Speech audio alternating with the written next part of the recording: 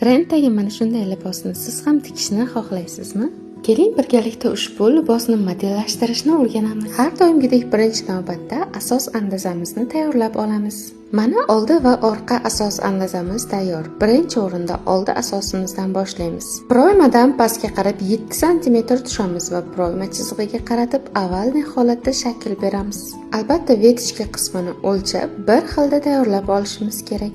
Orqa andazamizdan ham proymadan 7 cm tushib, proyma chizig'igacha avvalni shakl berib olamiz. Oldi va orqa qismini ham ko'rsatganimdek qirqib olamiz. Oldi qismida ko'krak vetichkalarini yopib, yuqori koketka qismini tayyorlab olamiz. Libosimizni oldi qismi ham, orqa qismi ham buklovda bichiladi. Endi ko'ylagimizni qop qismini xuddi ko'rsatganimdek qilib bo'laklarga ajratib, raqamlab chiqamiz. Har bir bo'lakchalarni ko'rsatganimdek qirqib tayyorlab olamiz. Raqamlangan bo'lakchalarni joylashtirayotganda bel chizig'iga e'tibor qaratamiz. Bel chizig'ini bir tekisda chizib olib, bel chizig'i yo'nalishi bo'ylab taxlab chiqamiz.